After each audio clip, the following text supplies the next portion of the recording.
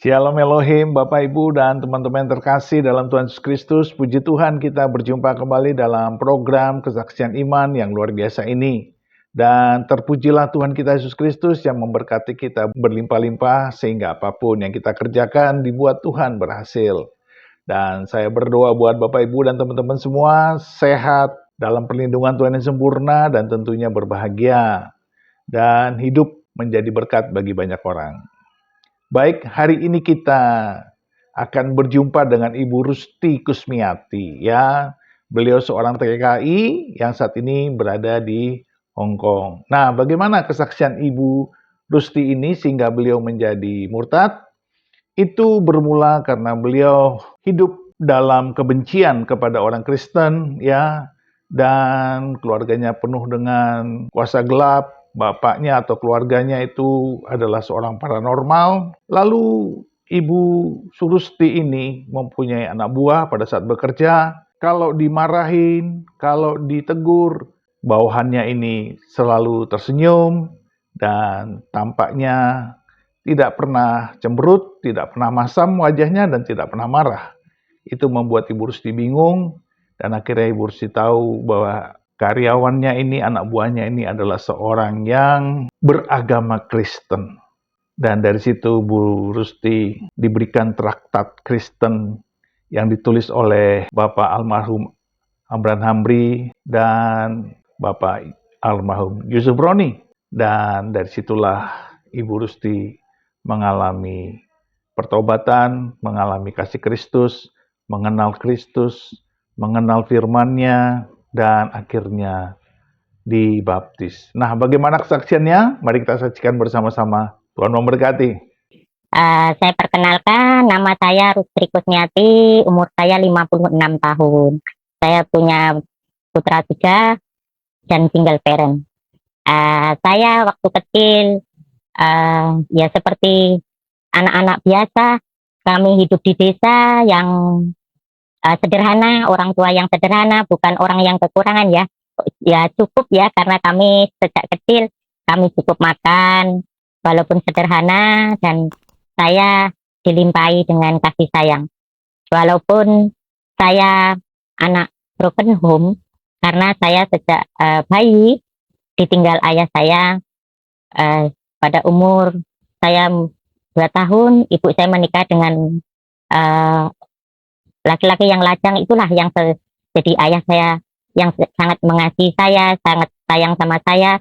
Dan dari pernikahan ibu saya yang kedua dikaruniai putra-putri 3, jadi kami ada 4 bersaudara. Dan sampai sekarang kami berempat saling mengasihi, kami saling mendukung, dan kami sangat-sangat saling menghormati, walaupun adik-adik saya belum percaya Tuhan. Tapi saya selalu katakan kepada mereka bahwa hanya di dalam nama Yesus, hanya di dalam Yesus ada kebenaran, ada keselamatan. Puji nama Tuhan. Itulah sekilas masa kecil saya ya. Seperti biasa, saya walaupun dari anak broken home, dan waktu itu saat ibu saya menikah, saya diasuh oleh nenek saya. Dan di sebelah-sebelah rumah itu, rumah budi-budi saya, kakak dari ibu. Mereka melimpahi saya dengan kasih sayang. Walaupun kadang 1-2 orang yang kadang membuli gitu ya, karena mungkin dari background ayah saya yang kurang baik mungkin di masa lalunya.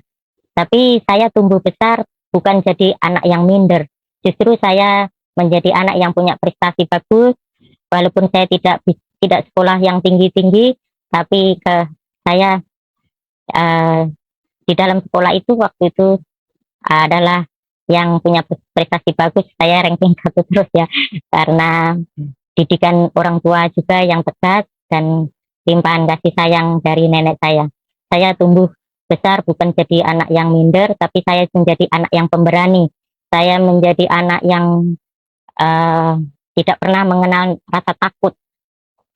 Mungkin kalau untuk ukuran perempuan waktu itu mungkin terlalu berani juga, karena saya ini sedikit tomboy begitu ya, sedikit tomboy. Jadi saya kalau main sama sama teman laki-laki, saya misalnya ada perlombaan-perlombaan, saya nggak mau dengan anak yang perempuan main voli apa dengan anak laki-laki. Dan di situ orang tua saya dari seberang, latar belakang saya orang seberang. Jadi orang tua saya ini memang KTP-nya Muslim, tapi ayah saya dari kakek saya itu lebih condong ke kebatinan karena kami hidup di desa ya di Madiun bagian Madiun Selatan. Jadi sudah tidak asing lagi dengan namanya klenik-klenik, selamatan, percaya animisme, dinamisme itu sudah biasa di desa saya walaupun mereka semua dalam KTP beragama Islam, tapi banyakkan mereka lebih mempercayai roh-roh orang mati, ya, percaya dengan kuasa-kuasa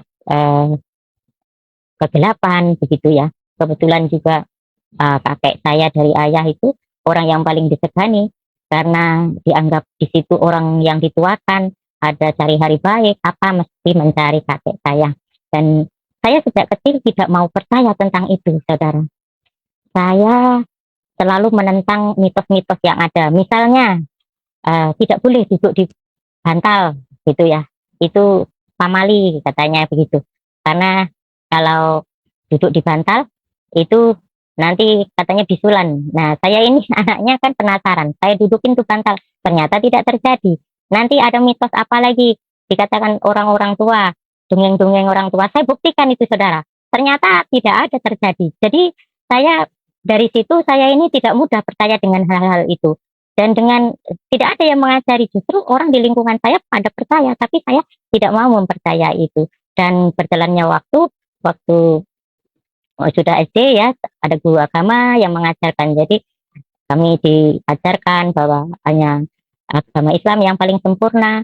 Ya, kita sudah didoktrin dari kecil begitu ya. Jadi kalau agama lain itu masuk neraka. Saya belajar ngaji, saya ya seperti anak-anak yang lainnya. Walaupun orang tua saya tidak melakukan itu, justru bapak saya itu dari Saptodharma itu lebih condong mereka bersemedi gitu.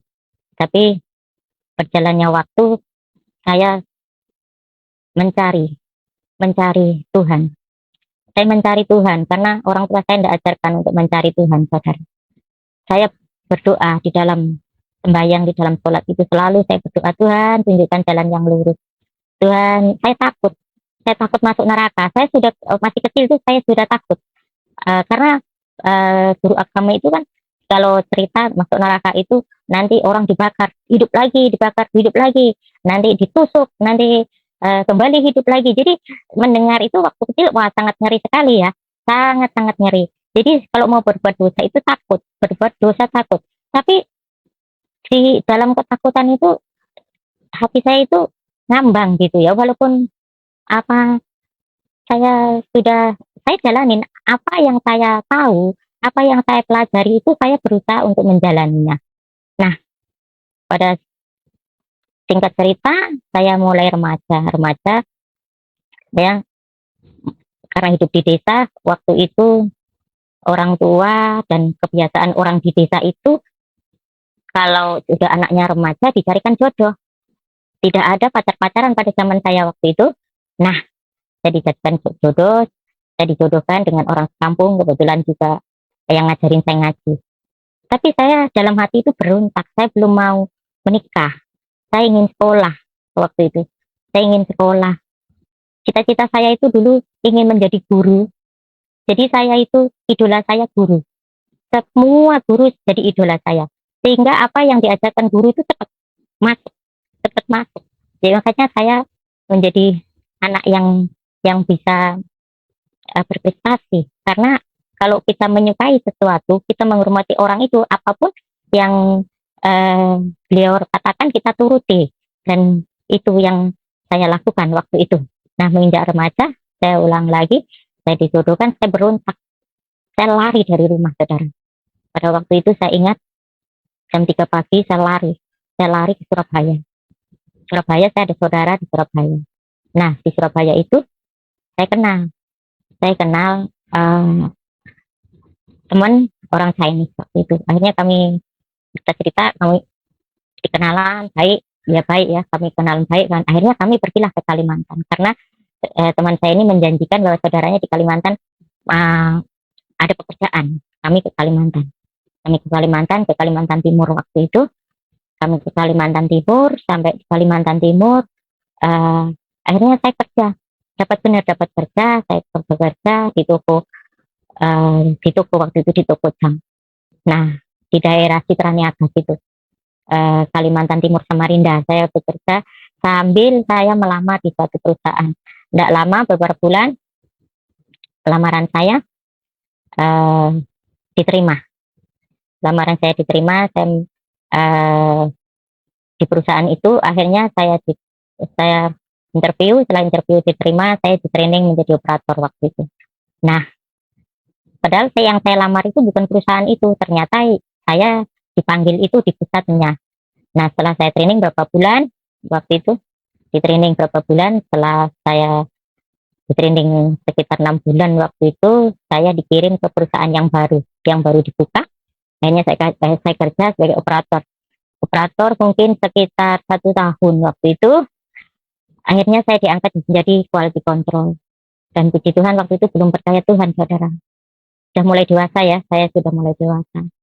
Tapi satu hal yang orang tua ajarkan kepada saya, yaitu jaga diri.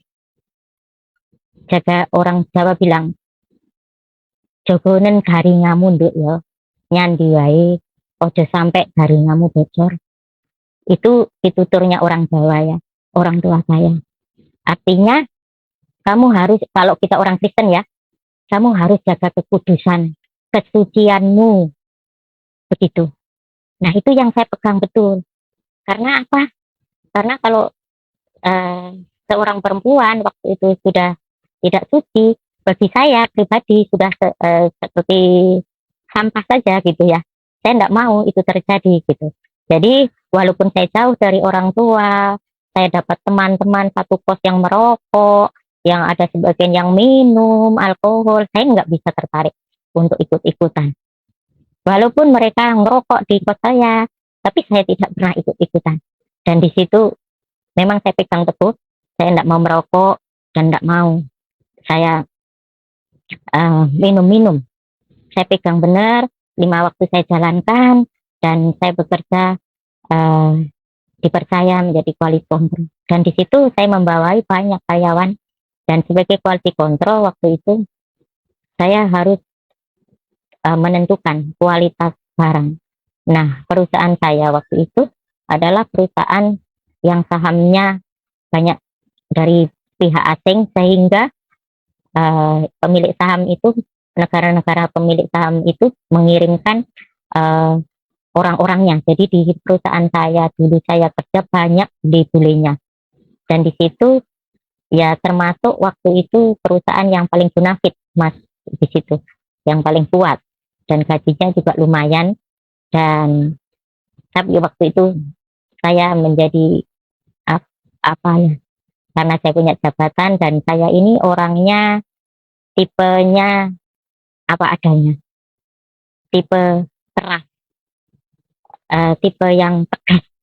Jadi saya kalau di bawah saya berbuat kesalahan, saya tidak kompromi. Jadi kalau peraturannya ada target dan tidak memenuhi target harus reporting, itu harus saya bikin laporan. Walaupun saya tidak mengambil keputusan men-scoring, tapi saya harus kasih laporan bahwa nanti kalau orang ini salah sekian, kan di situ ada targetnya, tidak memenuhi target, mereka di-scoring atau berbuat kesalahan, saya laporan ke mandur saya ke supervisor. Nah, di situ seringkali saya ada konflik ya dengan atasan saya. Karena apa? Di situ karyawan rata-rata perempuan, saudara. Nah, sedangkan di atas saya itu laki-laki, bos saya laki-laki. Kadang ada pilih kasih. Ada yang berbuat salah, dia tidak mau, yang dia sukai dia tidak mau terus. Nah, di situ sering saya konflik. Saya tidak suka orang yang curang, tidak adil. Saya perjuangkan semua menjadi adil, dan saya sering ribut sama atasan, sampai saya pernah diskors karena saya perjuangkan orang yang di bawah saya karena dipilih kasih mereka. Nah, di situ saya banyak teman, banyak bawahan itu orang Kristen. Entah bagaimana, saya ini tidak suka melihat mereka, saudara. Tidak suka, karena yaitu tadi, bahwa kami ini yang paling sempurna, agama saya ini yang paling sempurna. Jadi saya tidak suka selain orang seagama saya, karena memang kami harus di doktrin waktu itu harus kita satu iman, harus kita mengasihi satu iman. Nah, di situ saya, jadi di bawah sadar saya itu saya membenci orang Kristen. Jadi kalau orang Kristen berbuat salah sedikit, aduh saya marah. Jadi beda saya itu juga kadang. Walaupun saya berjuang untuk keadilan, tapi ada pengecualian. Kalau sama orang Kristen ini saya sering nekan, saudara. Ya, entah mereka, tapi kalau saya marah mereka nggak pernah ada rasa dendam, ada rasa sakit hati, itu nggak ada terpancar di wajahnya. Karena kalau sudah selesai saya marah, saya tegur gitu ya. Saya kan orangnya kalau habis marah sudah selesai, ya sudah. Saya orangnya nggak bisa lama-lama kalau marah. Udah gitu, saya tegur lagi, mereka senyum, biasa gitu. Suatu saat saya penasaran, saudara. Saya penasaran dengan satu anak, ini orang Flores, rambutnya keribu. Nah, anak bagi aneh kan, bagi kami orang Jawa ini sudah asing sendiri. Oh, rambutnya keribu, kalau dimarahi cuma senyum, kan bikin jengkel, saudara ya. Orang dimarahi senyum kan kayak kita diremehkan gitu. Senyum, kalau saya marah itu senyum, nggak pernah dia menunjukkan apa ya, muka masam gitu, nggak pernah senyum gitu. Selesai ya senyum gitu ya. Akhirnya saya penasaran, satu anaknya namanya Mbak Francina. Saya ingat Mbak Francina, mungkin kalau ada nonton di sini, mungkin kalau sekarang ya, karena adanya internet ini mungkin ada nonton di sini, saya mohon maaf dan saya kangen sekali. Terima kasih. Mbak Francina ini saya tanya, kan gitu saya panggil. Iya Mbak, gitu. Kalau mereka berkesan semua gitu ya ke saya. Saya ini heran tuh. Kamu ini kalau dimarahi senyum-senyum tuh kamu itu meremehkan saya ya gitu ya. Oh enggak Mbak. Enggak, saya enggak meremehkan Mbak. Saya ini orang Kristen Mbak, enggak boleh balas. Orang yang jahat sama kita enggak boleh kita balas. Waduh, kok begini? Ajaran mana ini? Jujur ya, saya tidak pernah mendengar ajaran Kristen. Sama sekali saya belum pernah mendengar ajaran Kristen. Nah, dari situ akhirnya setelah itu saya penasaran sama Mbak Francina ini. Saya penasaran, akhirnya saya tanya sama dia, bisa enggak? Ini sudah berapa minggu kemudian ya, bukan langsung berapa minggu kemudian, omongan dia itu terngiang-ngiang terus di pikiran saya. Kok orang ini dimarahin, malah dia katakan bahwa orang Kristen nggak boleh balas, apa ini ajaran yang masuk akal gitu. Akhirnya berapa mungkin 1-2 bulan kemudian saya tanya, kan bisa nggak kasih buku ke saya gitu, buku Kristen gitu loh, saya pengen tahu gitu. Oh iya, ada Mbak, ada, besok saya bawakan. Dan benar, saya dibawakan 2 traktat kecil gitu ya, kecil gitu, kecil traktat seperti begini. Nah, seperti begini, kecil begini. Nah, di situ ada tertulis kesaksian Bapak Hamran Amri, yang satunya kesaksian Bapak Yusuf Roni. Saya baca, saya ini memang hobi baca, saya baca, saya renungkan. Nah, di situ, wah banyak sekali ya, saya baca itu sampai saya merinding waktu itu, karena Bapak Hamran Amri ini bukan orang sembarang. Penggerak Bapak Hamran Amri ini orang yang ya sama pembenci saya, tapi kalau saya kan belum mendalami banget, tapi Bapak ini sudah mendalami, bahkan di dalam kesaksiannya itu punya Alkitab, saudara.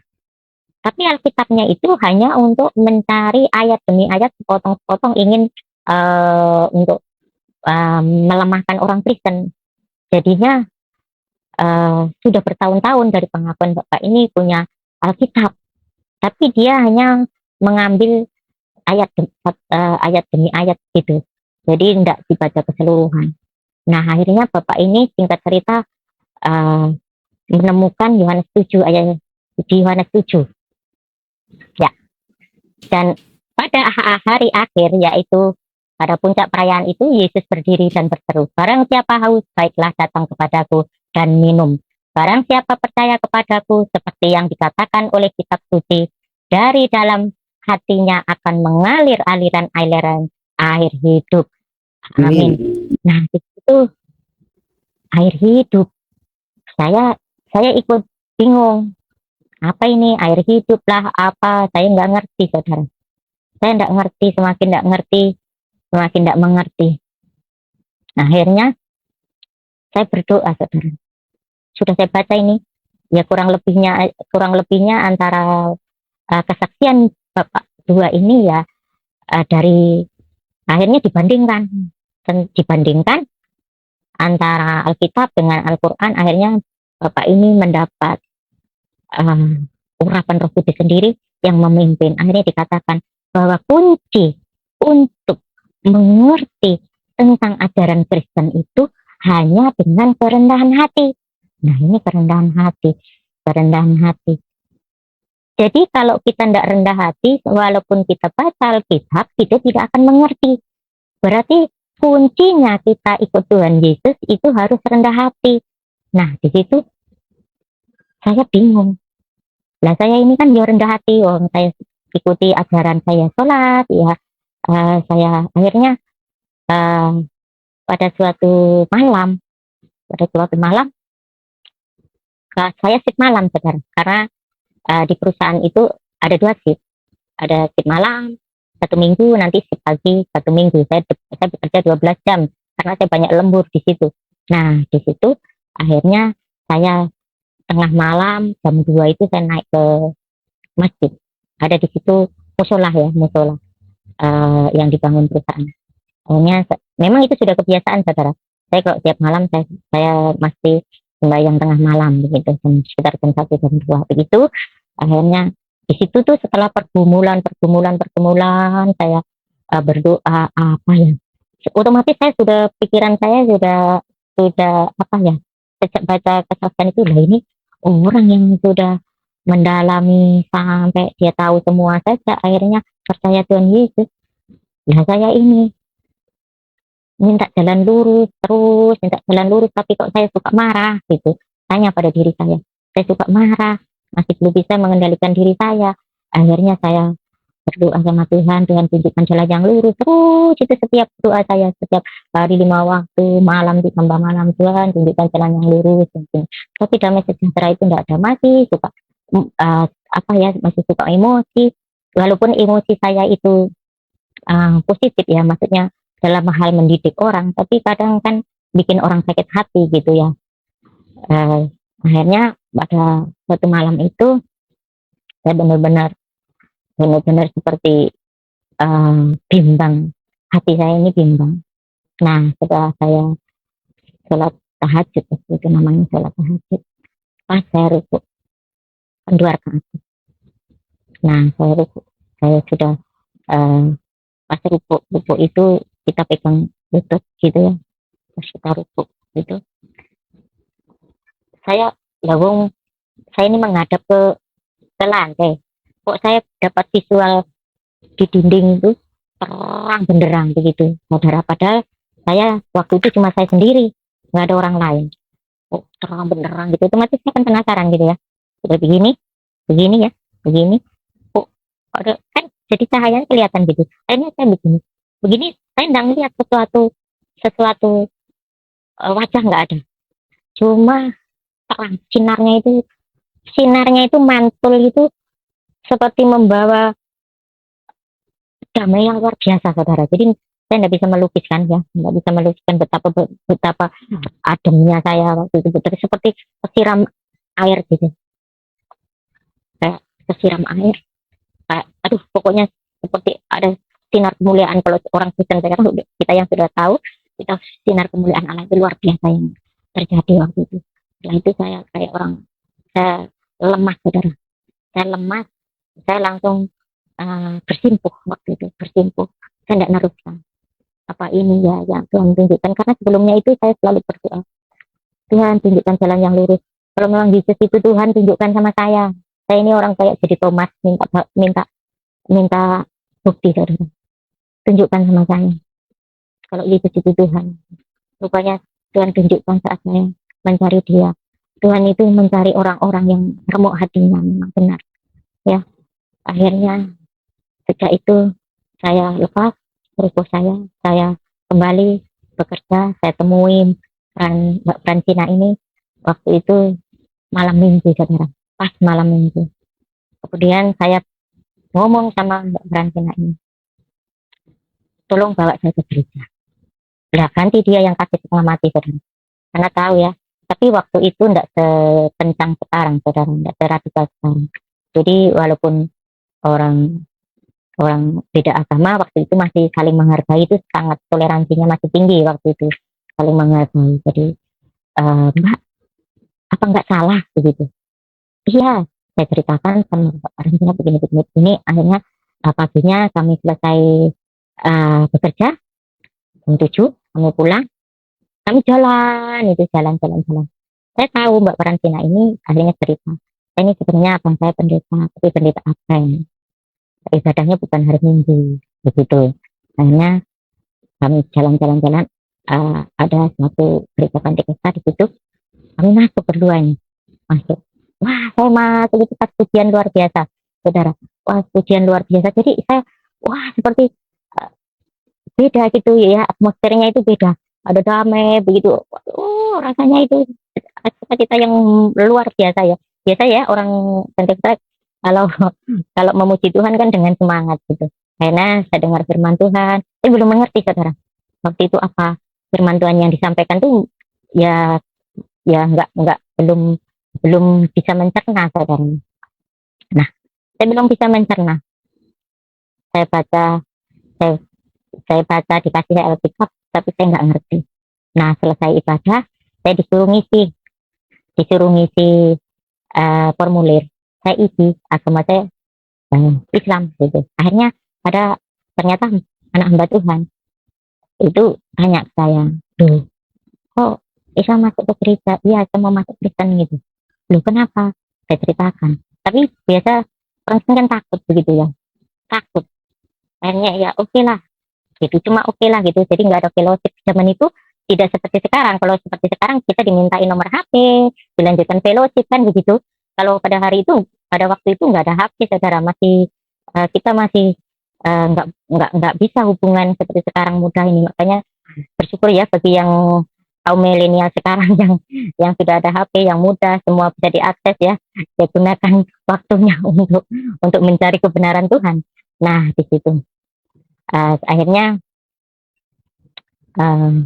saya percaya Tuhan, dan orang yang saya ceritakan setelah itu teman saya akrab, karena waktu itu di perusahaan itu ya, saya ini ya termasuk orang yang menonjol karena ikut semua kegiatan olahraga, ikut kegiatan seni. Kebetulan di perusahaan itu ada vokal grup waktu itu, dan anggotanya termasuk teman saya itu yang akhirnya teman akrab ya, tiap hari nyanyi-nyanyi, latihan untuk lomba-lomba. Dan kami pernah menjuarai lomba vokal grup Kota Madya Samarinda waktu itu, juara 1 pernah. Nah, akhirnya saya cerita, saya masuk Kristen. Saya tadi ke gereja. Oh iya, saya masuk Kristen. Gitu. Akhirnya di mana gereja? Saya tunjukkan. Saya bilang, saya masuk gereja, saya gereja teman aja gitu. Akhirnya saya dibawalah ke gereja yang ada kenalannya itu, dan kebetulan ini orang Kristen kapal selam, saudara. Kristen kapal selam hanya muncul saat Natal, lomba main catur, karena hobinya main catur.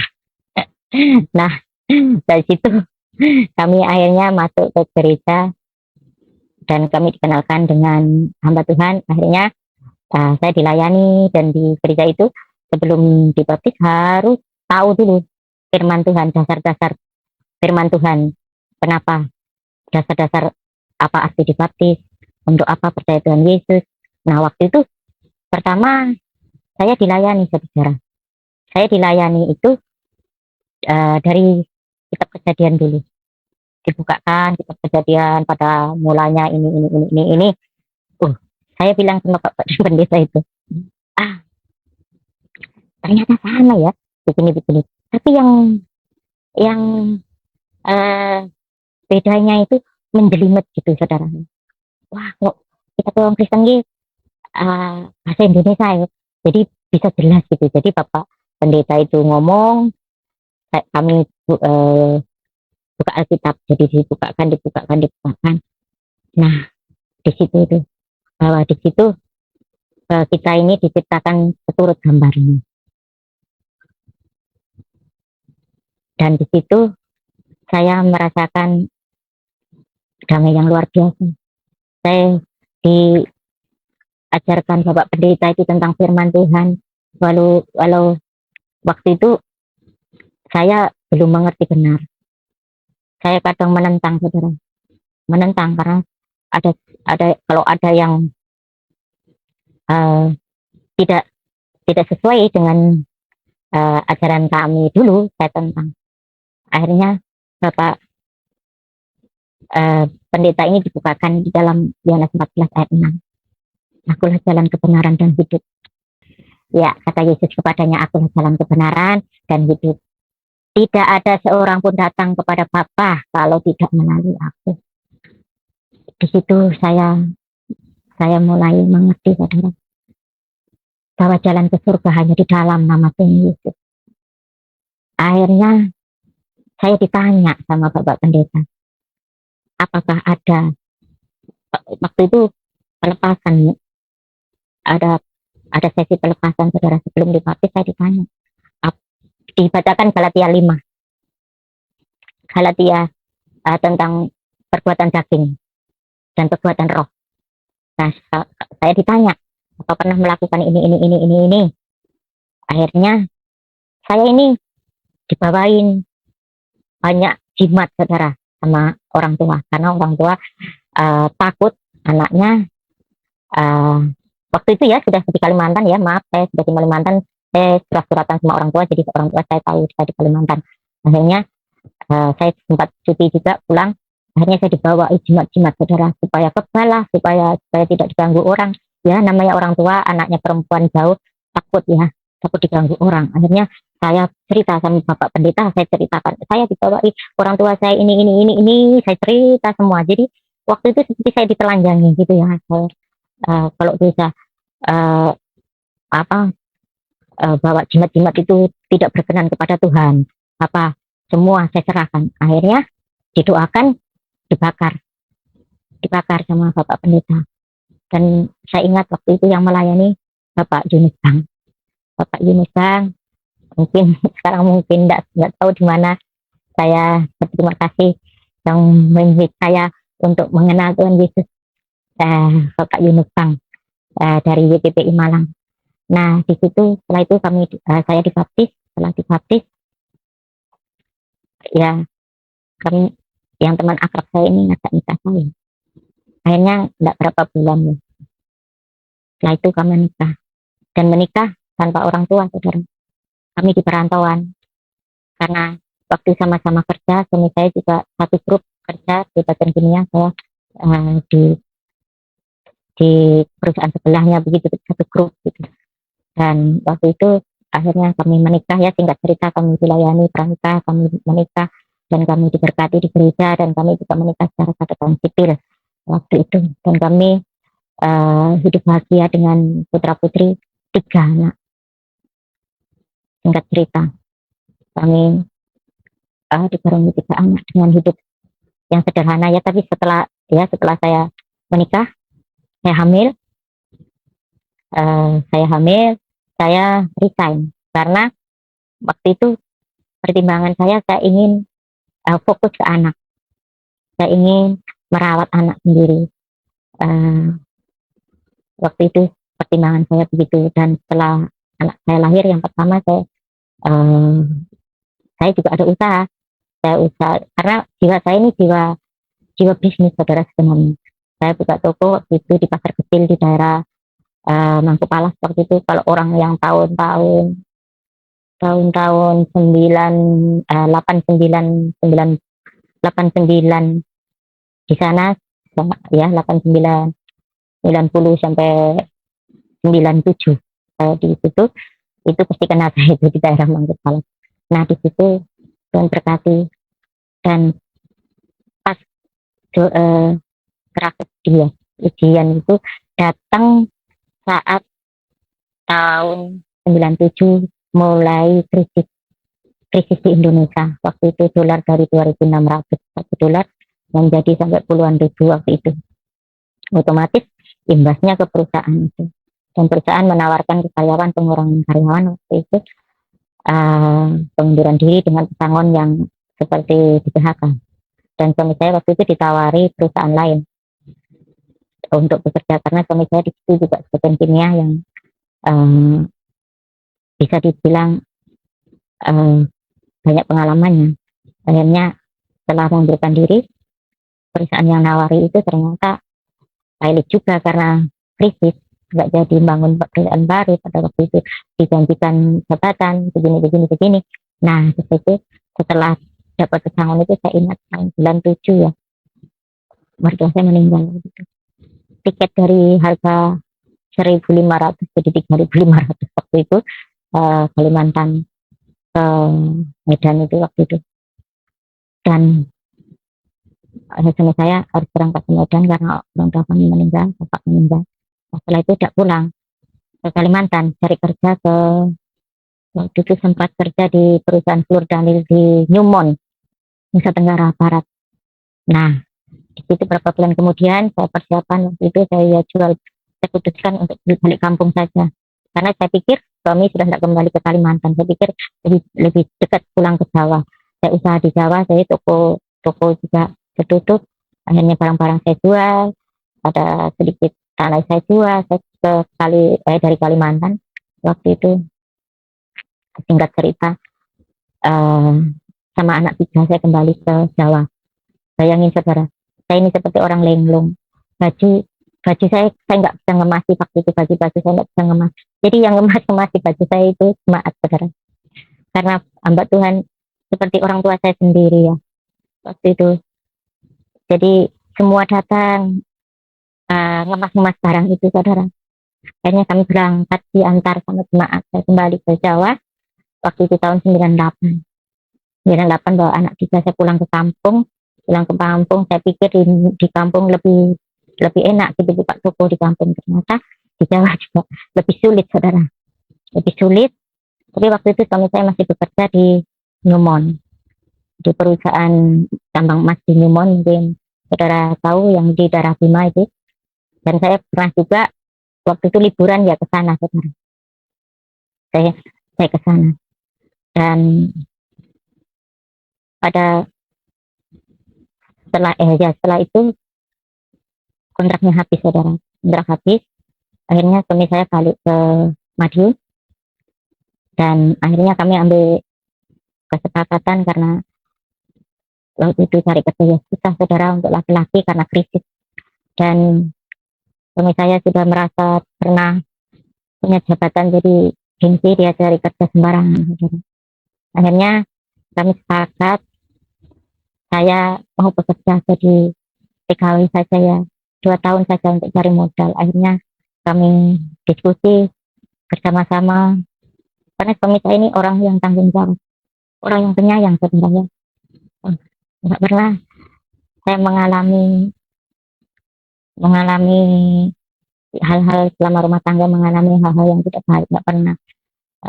Sayang anak dan keluarga waktu itu. Ini kami sepakat untuk saya ke Taiwan waktu itu, saudara.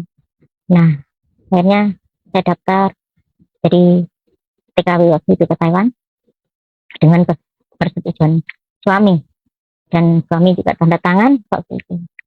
Akhirnya saya nggak bisa bayangkan waktu itu, saya pikir kalau masuk ke PJTKI itu eh, gampang gitu saudara. Ternyata kok sudah masuk di situ nggak boleh keluar sama sekali saudara. Harus belajar dan harus belajar bahasa, harus belajar bekerja. Dan saya kan nggak pengalaman di hal-hal begitu ya. Jadi harus saya harus belajar di situ, nggak boleh keluar karena takut nanti kamilah apa akan rugi itu perusahaan. Jadi saya harus jadi anak sekolah lagi saudara. Pagi-pagi bangun, eh, kita harus piket. Setelah piket jam 9 kami harus masuk kelas bahasa Inggris, masuk kelas bahasa Mandarin. Nah puji Tuhan ya, di situ saya dapat lause, dapat guru bahasa Mandarin yang waduh strict banget mengajarnya. Tapi saya suka guru yang tegas gitu ya, waktu mengajar itu dengan keras. Jadi kami seperti di bangku kuliah gitu. Jadi guru ngomong kita harus catat. Jadi kami kan hanya ditekankan untuk ngomong saja, tidak belajar bahasa tulisannya saudara. Jadi apa yang diucapkan, apa artinya kita catat. Nanti kalau ada ujian, ada dikasih ujian ditanya nggak ngerti, wah saya itu marah sekali. Jadi di situ pemicu kita rajin belajar dan gitu hanya waktu itu ada dapat majukan yang di Taiwan sangat baik sekali. Saya sebagai perawat lansia saudara. Majikan saya itu pindahan dari Amerika, orang Taiwan tapi lama tinggal di Amerika. Nah di situ saya berangkat ke Taiwan. Singkat cerita tahun 2000 saya berangkat ke Taiwan. Tahun 2000 saya berangkat ke Taiwan.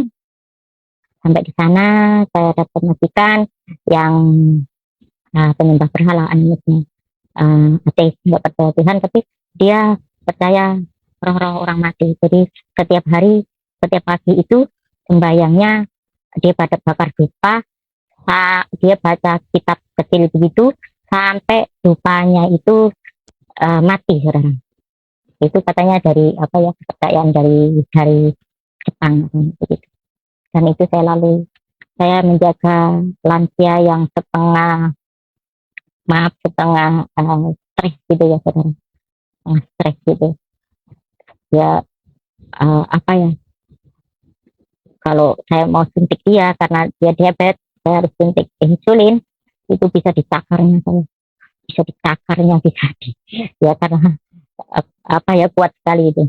Saya bisa marah-marah setiap hari, tapi puji Tuhan saya fokus sama Tuhan itu. Saya fokus sama Tuhan dan saya punya prinsip dalam Kolose 3 ayat 23. Ya, Kolose 3 ayat 23. Apapun juga yang kamu berbuatlah dengan segenap hatimu seperti untuk Tuhan dan bukan untuk manusia. Firman itu selalu terngiang.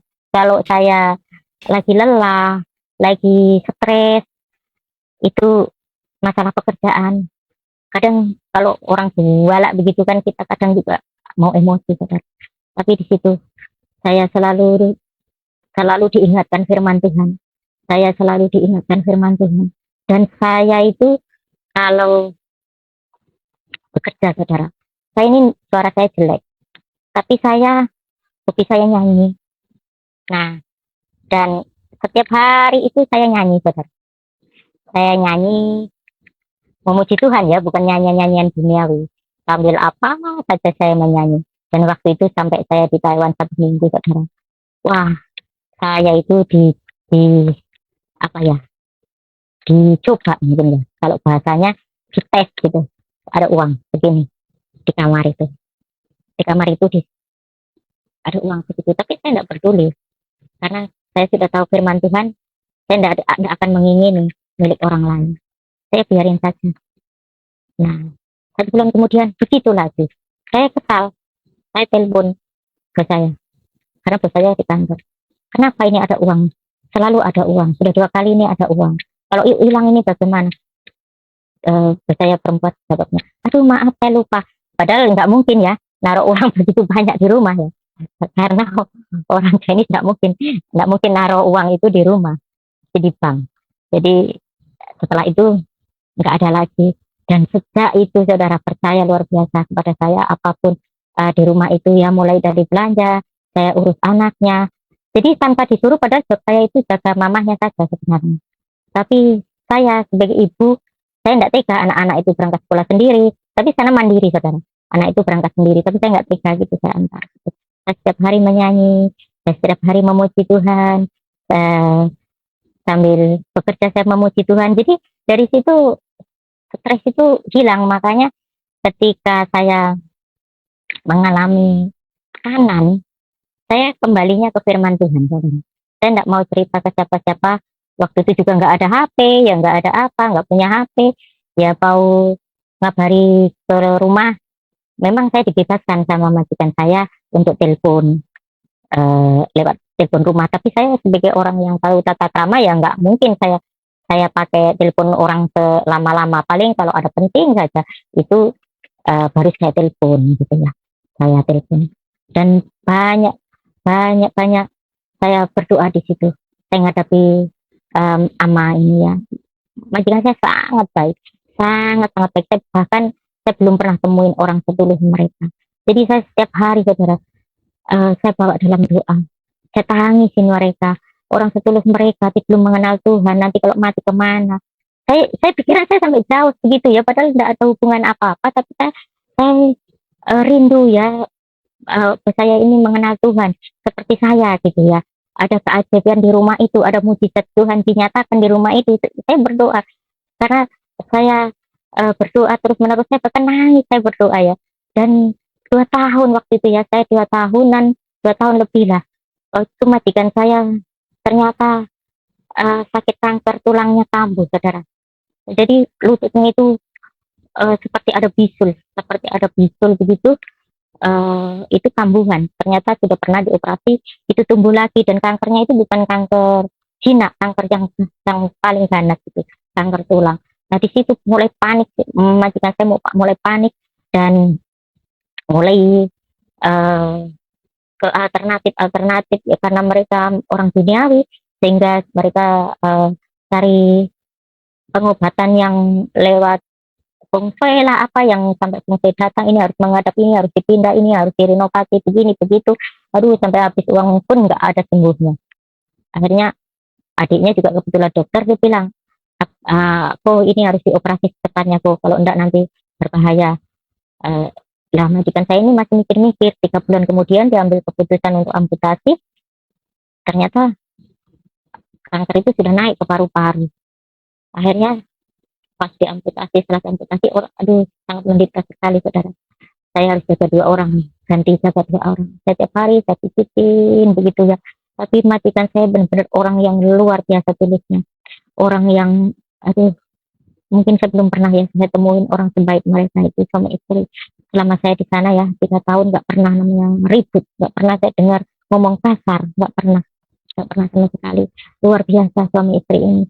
Walaupun dia tidak mengenal Allah yang benar waktu itu, apalagi sudah mengenal Allah yang benar, wah ini luar biasa. Saya pikir saya terus berdoa, Tuhan berikan kemurahan, Tuhan sama hati, selamatkan jiwanya, terus berdoa. Akhirnya karena sakitnya semakin parah, waktu itu ada kumpulan doanya dari Jepang, itu ketuanya datang waktu itu, saudara, datang ke rumah majikan. Nah itu mengadakan sembayangan sama-sama, menghadap yang bukan patung ya, seperti peti orang mati begitu. Terus nyalakan hiu begitu. Mereka sama-sama baca kitabnya mereka. Nah di situ, saudara, majikan saya perempuan melihat tulisan pasti untuk sembayangan dia itu Yehova. Nah saya kan menyiapkan makanan ya, nanti setelah sembayangan saya pikir kasih minum, kasih makan begitu. Akhirnya majikan perempuan saya ke dapur, teman saya, Ruth, ya aku lihat di sana loh, tempat sembahyangnya Sensin itu, maksudnya Sensin itu Tuhan ya, tuh Tuhan ada tulisan Yehova itu apa sih artinya? Dia tanya ke saya, oh my god, Yehova itu, saya untung itu ya dengar Yehova begitu ya, Yehova gitu, Yehova is Lord, Yehova is the Lord Jesus, you must believe him. Saya bilang begitu, you are very lucky. Dan saya bilang begitu, kamu harus percaya dia. Masa iya, kamu harus percaya dia ya, kamu beruntung, Tuhan temui kamu. Saya dulu pun begitu, saya ceritakan. Akhirnya kami di dapur itu akhirnya bisik-bisik gitu di dapur itu, karena di ruang tamu masih ada orang sembahyang. Nah setelah itu akhirnya besoknya saya naik sepeda jalan belanja itu, saya belanja, pulang belanja ada orang kasih selebaran itu, saya minta, dia bilang ini bahasa Mandarin kamu nggak ngerti gitu, saya mau kasih majikan saya minta satu satu lembar, oh boleh gitu, kan ada nomor teleponnya gitu, sampai rumah. Wah, saya ini seperti orang yang menemukan emas saja, saya saking girangnya, karena saya nggak bisa ngomong terlalu banyak, bahasa Mandarin saya juga terbatas, nggak ngerti bahasa Mandarin yang bahasa Alkitabnya kan beda dengan bahasa saya, hanya bisa bahasa sehari-hari, saya tidak ngerti bahasa kanji tulisannya, cuman bisa ngomong nggak bisa menulis. Akhirnya pakai bahasa Inggris, ya sudah belepotan tidak karuan, ya bisa bahasa Inggris, tapi kan saya tidak punya kita bahasa Inggris, kita saya bahasa Indonesia. Dan waktu itu saudara, saya tidak ada libur sama sekali, jadi saya bekerja minggu itu dihitung lembur, saya minggu itu nggak libur, nggak pernah libur saya, saudara. Akhirnya singkat cerita, saya suruh telepon, selebaran yang saya pulang tadi. Jadi saya telepon, setelah telepon, puji Tuhan, bukan kebetulan, tidak ada kebetulan di dunia ini, saudara. Majikan saya itu satu suku sama pendeta yang ditelepon, yang selebaran saya minta itu. Akhirnya bapak pendetanya datang besoknya, begitu datang, dia cari saya ke dapur. Oh CC, kamu ya yang kemarin kasih telepon saya? Oh benar, saya bilang. Oh saya pendeta ini. Akhirnya suami istri dilayani, anak-anak dilayani, dan akhirnya dibaptis mereka satu keluarga 2 bulan kemudian. Puji Tuhan, saudara. Ya, secara manusia, saya ini bukan siapa-siapa, saudara. Saya orang berdosa yang diselamatkan. Saya dulu nothing, tapi Tuhan Yesus bikin saya menjadi something. Saya diizinkan untuk menjadi saksinya, mengabarkan kepada orang yang di luar pikiran saya, saudara. Dan kalau flashback ke belakang, waktu itu saya masih di Samarinda, sejak saya ikut Tuhan, saudara, saya dimanapun ada seminar, dimanapun ada KKR, saya ikut, saudara. Dan waktu itu saya pernah ikut seminar pada suatu hari, yang mengajar itu orang langsung dari hamba Tuhan dari Israel. Waktu itu entah bagaimana saya menangis, nggak bisa berhenti, saudara, waktu seminar itu. Nggak tahu, saya dikuasai roh kudus ya. Saya menangis nggak bisa berhenti. Akhirnya hamba Tuhan ini yang di panggung, dia datang kepada saya. Waktu itu seminarnya siang, karena malamnya KKR, jadi siang ada seminar. Nggak terlalu banyak ya itu orang yang datang. Hanya datang, ibu, Tuhan melihat air matamu, kau akan dipakai Tuhan untuk menyelamatkan bangsa-bangsa. Begitu. Tapi waktu itu nggak mungkin saya ini siapa sih? Saya juga nggak pernah berpikir saya kerja sampai jauh, saya nggak mikir, saudara, waktu itu, karena pikiran saya mengurus anak itu sudah kebahagiaan bagi saya. Sambil saya usaha buka toko itu udah mentok lah pikiran saya waktu itu. Udahlah, saya sudah mentok pikiran saya ya. Selain saya buka toko, juga kegiatan gereja saya ikut. Atau misalnya ada kebutuhan wanita, kebutuhan rumah tangga, kan kalau di sana malam, saudara. Jadi kita sedang bisa aktivitas seperti biasa dan luar biasa, saudara. Dari situ kembali ke suami saya tadi. Setelah kami pisah, saya di Taiwan, dia sekitar 1 tahun, dia tidak pernah hubungi rumah, saudara. Tidak pernah hubungi rumah, karena waktu itu tidak ada telepon, tidak apa, kalau nggak ada surat nggak bisa kita berhubungan. Akhirnya ya entah kemana. Pernah 1 tahun sekali juga paling lihat anaknya. Ya jadi orang yang dulunya bertanggung jawab penuh kepada keluarga, orang yang cinta anak-anak, jadi sudah lupa semuanya, sudah berubah 180 derajat, nggak peduli mana, nggak peduli apa. Akhirnya saya ini curhatnya ya sama majikan saya perempuan. Saya cerita begini-begini tentang keluarga saya. Nah pada waktu itu majikan saya katakan apa? Kamu mau bodoh, orang sebaik kamu dia sia-siakan. Karena ya kita bisa dibilang tahu itu kalau kita sehari-hari bersama, dan orang-orang yang bersama dengan kita itulah yang tahu sifat kita sehari-hari. Waktu itu saya katakan, sudah ya, saya ya sedih, saudara. anggaplah saya gagal. Saya waktu itu 2003 finish kontrak, saudara. Setelah ketika saya percaya Tuhan, beberapa tahun kemudian saya harus meninggalkan Taiwan karena saya tidak bisa nambung. Karena waktu itu 2003 pemerintah Indonesia dan Taiwan ada masalah, sehingga orang Indonesia tidak bisa masuk Taiwan. Yang ada di Taiwan waktu finish kontrak harus meninggalkan Taiwan, tidak boleh kembali waktu itu. Nah, saya pulang 2003, saudara, saya tetap hubungan dengan majikan saya waktu itu. Tapi saya tunggu-tunggu, pikir dibuka lagi begitu, saudara. Pikir dibuka lagi, saya tunggu-tunggu tidak ada. Tapi saudara ya, saya dalam menghadapi ujian dengan suami, saya tetap tidak tawar hati, saudara. Saya berusaha, saya marah memang, saudara. Saya marah sekali. Saya marah benar marah. Apa salah saya? Apa akhirnya saya kenapa pertanyaan kenapa menguasai pikiran saya. Semarah. Tapi saya masih ingat, saudara, firman Tuhan, apa yang dipersatukan Allah tidak bisa diceraikan oleh manusia. Itu yang saya pegang, karena itu janji saya di hadapan Allah. Saya tetap berdoa. Saya waktu itu marah, dan saya dengar setelah saya pulang 2003, saudara, dia pulang. Tapi dia pulang sudah beda, bukan seperti dulu, seperti sudah perempuan lain. Dan saya dengar sudah dia menikah sampai sekarang, ya sudah menikah 2 kali tanpa menceraikan saya. Dia meninggalkan Tuhan Yesus. Dia menikah dengan orang seberang, saudara. Nah, dari situ itu terjadi. Saya pisah dari dia tahun mulai 2000 sampai satu ketika, saudara, ujian itu datang lagi 2011, saudara.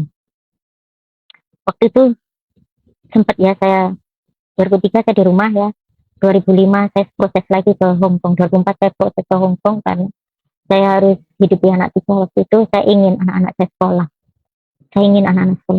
tinggi, walaupun tidak semua rancangan saya itu sesuai dengan rancangan Tuhan. Akhirnya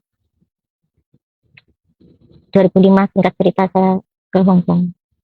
2005 saya ke Hong Kong, saya dapat majikan, saya bekerja. Dan 2012 waktu 2011 saya dapat majikan, saya jaga lagi. Setiap hari nangis, saudara. Saya bingung. Kenapa? Nenek nangis. Apa tidak suka saya merawatmu? Dia katakan enggak, saya enggak berguna. Saya merepotkan anak. Saya sudah tua, sekarang tidak berguna. Nah, saudara, akhirnya saya tanya sama dia, mau enggak saya carikan gereja biar kumpul sama sesama lansia, biar saling menguatkan. Nanti di sana ada nyanyi-nyanyi, begitu saya bujuk dia. Dan dia mau, saudara. Dia mau. Akhirnya saya cari. Karena ya itu tadi, saya ngomong ganti, saudara. Saya dari bahasa Mandarin harus belajar bahasa Kantonis. Ya. Aduh, masuk PJTKI lagi. Tidak mudah itu. Oh, dari bahasa belajar Mandarin aja sudah ini ya.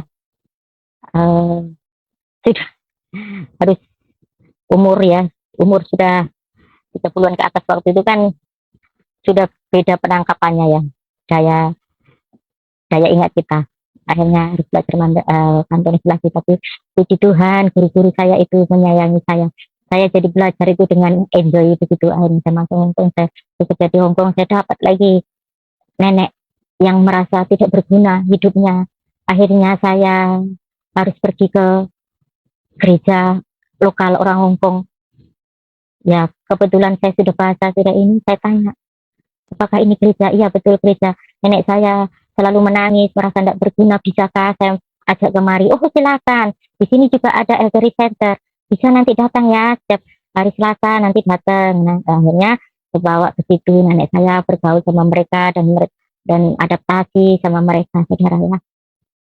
Adaptasi sama mereka. Dan akhirnya dalam perjalanan waktu nenek saya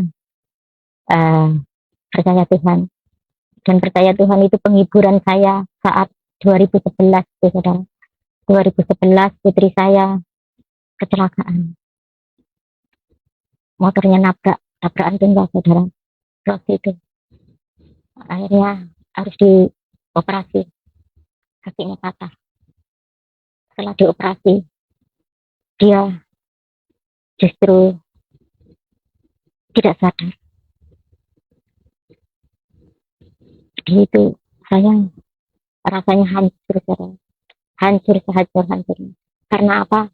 Anak saya ini setiap malam selalu SMS kepada saya, mama telepon pimpin doa setiap malam. Mama, anak perempuan itu dekat sama ibu ya, terbuka sama ibunya, tolong pimpin doa mama. Sejak itu saudara, anak saya dipanggil Tuhan 2011. Waktu itu menginjak umur 17 kurang 3 bulan. Pada sebelumnya saya ngomong sama dia, ulang tahun ke-17 nanti kita kembali deh ya. Iya mama. Tapi sebulan sebelum meninggal itu dia SMS ke saya. Dia katakan, mama cepatlah pulang, aku sudah tidak bisa nunggu lama lagi. Tolong kirimi saya baju ungu. Di sini semua orang pakai baju ungu. Ternyata saya kirimi baju ungu di rumah itu nggak ada orang pakai baju ungu, saudara. Nggak ada. Saya ceritakan kepada hamba Tuhan. Hamba Tuhan katakan, namanya Dian Sekali. Dia katakan, Tuhan sudah tunjukkan surga untuk anak kita. Tolong ikhlaskan. Di situ saya seperti nggak bisa menerima kenyataan, saudara. Saya pingsan. Saya menangis, meraung-raung waktu itu. Saya menangis sejadi-jadinya. Saat saya pingsan itu, ada suara pujian dari hamba-hamba Tuhan. Dia katakan, Tuhan Gusti, Gusti maringi katentreman hati. Di sini saya sadar. Di situ hamba Tuhan terus yang artinya datang kepada Tuhan, datanglah kepada Tuhan. Tuhan memberikan kedamaian hati. Saya dikelilingi hamba-hamba Tuhan beberapa gereja, saudara. Waktu itu untuk menguatkan saya. Dan saya benar-benar sulit menerima kenyataan. Saya hampir menyalahkan Tuhan, saudara. Saya sudah berbuat yang sesuai kehendak Tuhan. Tuhan sudah utus saya bersaksi dan banyak orang sudah percaya. Di Taiwan pun juga teman-teman saya yang dulu TKI percaya Tuhan. Saya bawa masuk gereja di GBI, Betani, Taipei, Kohen hamba Tuhannya, Kohen. Kalau mungkin menyaksikan Miracle TV, salam sehat dari saya, salam ya waktu itu. Tapi kenapa anak saya kok ambil Tuhan? Saya tidak bisa terima kenyataan waktu itu, saudara. Anak saya yang kami benar-benar patah sudah. Saya harus kehilangan putri saya satu-satunya. Apa yang saya perjuangkan? Saya berjuang kerja untuk anak kok ambil. Waktu itu hampir saya menyalahkan Tuhan, saudara. Hampir saya menyalahkan Tuhan. Saya benar-benar waktu itu nggak bisa menerima gitu keputusan Tuhan itu.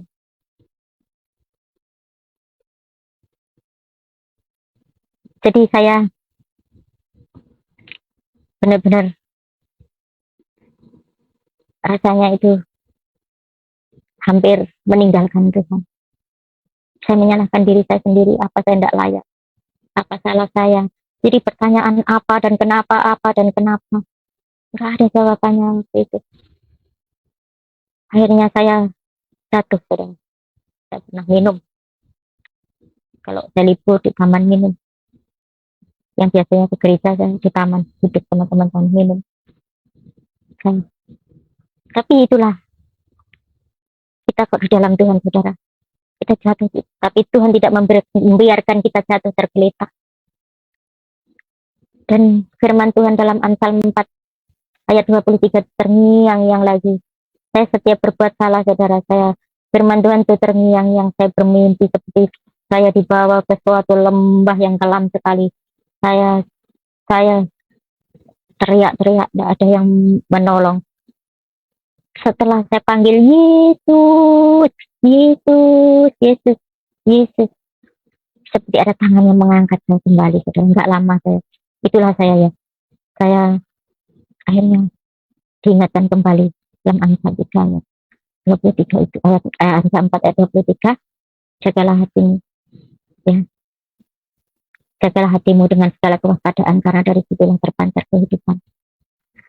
Dan dari situ mulai bangkit lagi, saudara. Saya mulai bangkit, saya kembali ke gereja, dan puji Tuhan, sampai sekarang saya tetap bersaksi kepada siapa saja.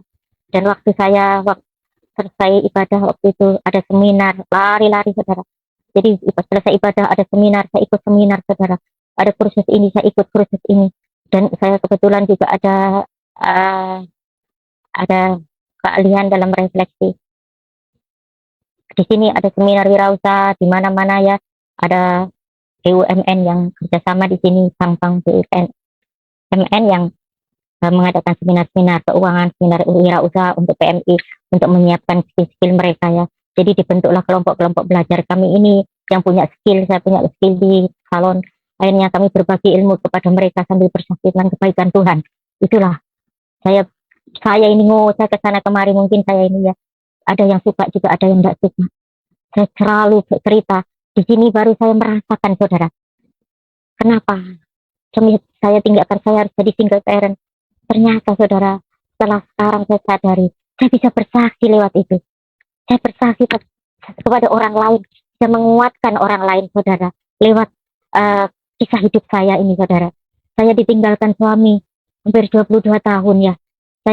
Saya tetap tidak mencari suami lain seperti orang-orang lain, tapi saya tetap pegang teguh janji Tuhan, janji pernikahan, apa yang dipersatukan Allah tidak boleh diceraikan oleh manusia kecuali kematian. Saya pegang, dan di situ saya sambil memberikan kesaksian kepada orang-orang yang mengalami banyak sekali ya, saudara, di Hongkong ini yang perceraian sama suami istri tidak tahan, akhirnya mereka jatuh di tengah jalan, cerai kawin lagi. Saya kasih, kalau memang kamu sudah gagal, kamu jangan kawin lagi, kamu fokus sama anakmu, jangan kamu ikut-ikutan suami selingkuh, ikut selingkuh.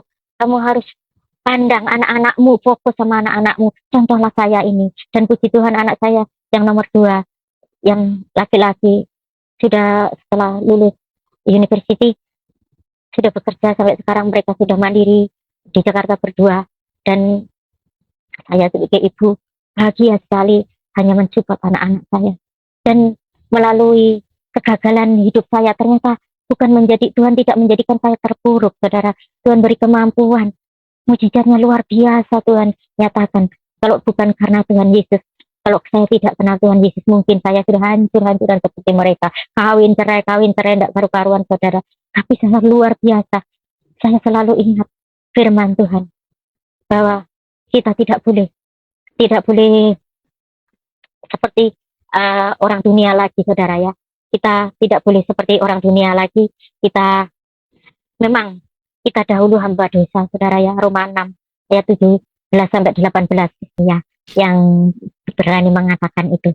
Kita luar biasa punya Tuhan Yesus yang senantiasa mencari kita saat kita berdosa, saudara.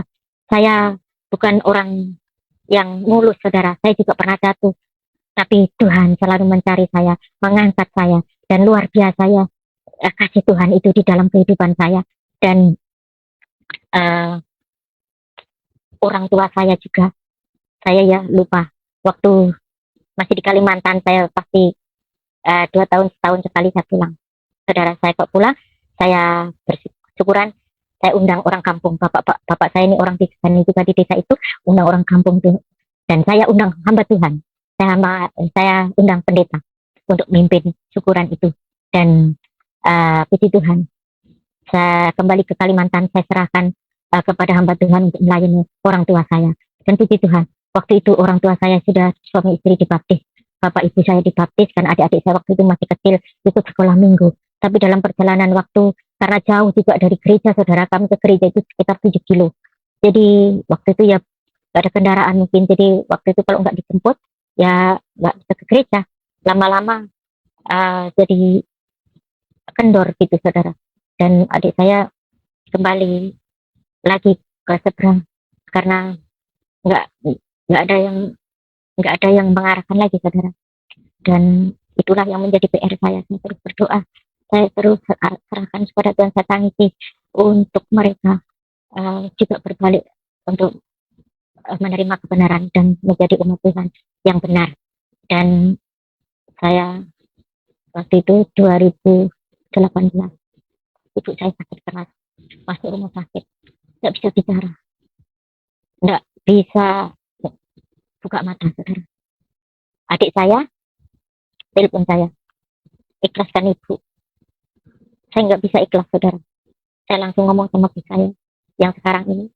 Bos saya sekarang ini saya juga menjaga lansia saudara. Tapi yang saya jaga sudah meninggal tahun lalu. Saya sebenarnya harus pulang, tapi tidak diizinkan pulang, minta 2 tahun lagi begitu. Padahal anak-anak itu sudah suruh pulang saya terus. Ya, tapi saya puji Tuhan, saya katakan sama mereka, kita ikuti apa kehendak Tuhan saja.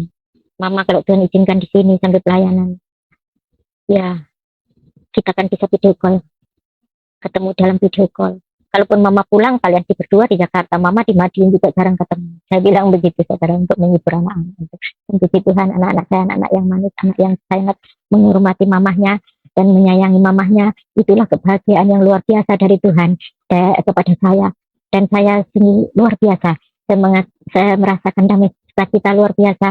Saya bisa menyampaikan, melayani majikan saya. Dan di sini kami kalau makan satu meja, yang tinggal nenek belum percaya Tuhan, sama bos saya seorang pengacara di ATS juga, dia tahu semua firman Tuhan saudara. Ini majikan saya ini di sebelah tinggalnya itu, dia tahu firman Tuhan. Jadi kalau sambil makan kami diskusi tentang mulai dari perjanjian lama sampai perjanjian baru, dia hafal karena dia kutu buku, tapi dia tidak menerima. Kalau adiknya juga puji Tuhan sudah melayani Tuhan, sudah mengajar Alkitab juga. Nah disitulah adiknya ini yang selalu menitipkan diri papahnya ke saya. Dia titipkan, Ruth tolong melayani papa, saya tidak rela papa masuk neraka. Selalu begitu. Saya akhirnya mulai dari kakek itu, waktu itu masih bisa jalan sendiri sampai masuk di rumah sakit Tumpu. Saya setiap hari harus datang ke rumah sakit Tumpu merawat sampai tidak bisa apa-apa. Jadi saya kalau datang sapikan tangannya, saudara, sapikan tangannya begini. Kita berdoa. Saya kabarkan Yesus sama dia. Saya katakan Yesus cukuplah. Yesus, oh Allah. Saya katakan Yesus mengasihimu. Yesus memberkatimu. Listen Yesus. Yesus. Saya bilang, panggil Yesus. Yesus. Saya bilang, panggil Yesus. Saya berkati, saya berdoa terus sampai tidak ingat siapapun saudara. Yang diingat cuma saya. Karena setiap hari saya dampingin sampai sama anaknya itu tidak ingat karena Parkinson saudara. Yang diingatnya cuma saya. Dia tanya saya, kalau panggil saya si gendut gitu. Gendut. Si gendut mana gitu. Dia selalu begitu. Si gendut mana. Jadi saya itu kalau libur saudara, saya hanya ke gereja. Setelah gereja selesai gereja kami di sini, selesai gereja di gereja kami ini. Nah ini ya betul, ini bapak kami, bapak gembala kami dan teman-teman pelayan satu pelayanan dengan saya. Dan puji Tuhan, kami seperti saudara. Jadi di sini hiburan saya ya, hiburan saya, sukacita saya melayani Tuhan dan sambil bekerja. Itu luar biasa kesempatan yang Tuhan berikan kepada saya, karena saya bukan siapa-siapa, tapi Tuhan, karena saya mau Tuhan ubah hati saya, dan Tuhan berikan keberanian kepada saya. Di rumah ini saudara, kalau mau makan, di meja makan, kalau saya belum duduk, belum berdoa, walaupun bapak saya tidak percaya Tuhan, dia tidak mau makan, nenek saya tidak nyentuh makanan. Saya berdoa sendiri, saya tahu saya amin, baru mari makan, baru makan sama-sama saudara. Begitu menghargai, begitu mengasihi, padahal sampai ada foto keluarga, bikin foto keluarga itu saya ikut saudara. Luar biasa, orang ya mungkin ada teman-teman kami yang tidak beruntung mendapatkan majikan yang tidak baik, berdoalah sebelum, ya mungkin ada di sini yang TKI yang tidak mendapat majikan yang tidak baik, doakan majikan, bawa dalam doa, jangan kutuki, jangan marah, karena Tuhan kita luar biasa, Tuhan kita akan ubah hatinya, pasti itu, dan kita menjadi saksinya lewat perbuatan kita, ketulusan kita, pasti majikan-majikan dimanapun akan menyayangi kita kalau kita tahu kita tulus ya. Dan mungkin ya saya sedikit bicara untuk calon mungkin yang di Indonesia yang menyaksikan Miracle TV ini yang akan datang ke Hong Kong, misalnya belum dapat gereja untuk beribadah, bisa menghubungi saya. Nanti saya akan bawa ibadah di mana saudara nanti sampai Hong Kong mau beribadah yang belum mendapatkan gereja ya, supaya kita jangan sampai kita di negeri orang kita hancur-hancuran hidup di ini. Kesempatan saudara, kita ditempatkan mungkin ya sebagian orang menganggap kita pekerjaan kita ini sebelah mata, tapi ingat kita ini berharga di mata Tuhan saudara, dan tidak kebetulan kita ditempatkan menjadi TKI TKW dimanapun. Tuhan punya misi untuk kita mengabarkan kebenarannya lewat perbuatan kita, ketulusan kita melayani, karena kita ini pelayan, kita jongosnya Tuhan. Jongos itu di bawah saudara, kita ini budak ya, yang harus tunduk sama Tuhan Yesus. Kita harus tunduk sama Tuhan Yesus. Tuhan Yesus mengasihi orang-orang yang rendah hati. Dan saya pribadi, saya belajar dari saya menjadi pelayan, saya jadi perawat, orang tua, sudah sekian lama. Di situ saya belajar tentang kasih, tentang kerendahan hati, saudara. Dan itu yang membuat saya bahagia. Karena dalam Yakub 1 ayat 12 itu dikatakan bahwa berbahagialah orang yang bertahan dalam ujian. Kita akan menjadi pemenang-pemenang kehidupan. Inilah kesaksian saya, dan untuk saudara-saudara yang dimanapun berada, kiranya menjadi berkat, bahwa kita ini harus menjadi berkat. Puji Tuhan, puji Tuhan, puji Tuhan. Luar biasa sekali kesaksian Ibu Rusti, walaupun ditinggal suaminya, walaupun anaknya meninggal dunia, walaupun hidupnya cukup berat dan berada di luar negeri sebagai tenaga kerja Indonesia, ya, pekerja migran di luar negeri, dia tetap ikut Yesus, dia tetap bersaksi, dia tetap melayani Tuhan, dan akhirnya majikannya pun seisi rumahnya bertobat ya, dan dia terus bersaksi kepada tenaga kerja migran kita di luar negeri tentang kasih Kristus, untuk tetap menjadi anak Tuhan, untuk tetap percaya kepada Yesus Kristus, dan dia terus berusaha untuk menjadi berkat, untuk menjadi terang, untuk menjadi garam dalam komunitasnya. Baiklah Bapak Ibu dan teman-teman semua, itulah juga tugas kita menjadi terang dan garam di muka bumi ini. Kita menjadi berkat buat komunitas kita menjadi berkat buat keluarga besar kita menjadi berkat buat teman-teman kita menjadi berkat buat kaum kerabat kita. Dan saya percaya kalau kita terus menjadi berkat, kita mendoakan negeri ini, kita mendoakan orang-orang yang belum mengenal Kristus supaya mereka mengalami kasih Kristus, Tuhan pasti menjawab doa-doa kita. Teruslah mengasihi, teruslah memberkati, teruslah mengampuni, dan teruslah percaya, tetaplah setia, dan berpegang teguh kepada firman-Nya. Tuhan memberkati kita semua di dalam nama Bapa dan Anak dan Roh Kudus, di dalam nama Tuhan Yesus Kristus. Haleluya, haleluya, haleluya. Amin, amin, amin, amin, amin.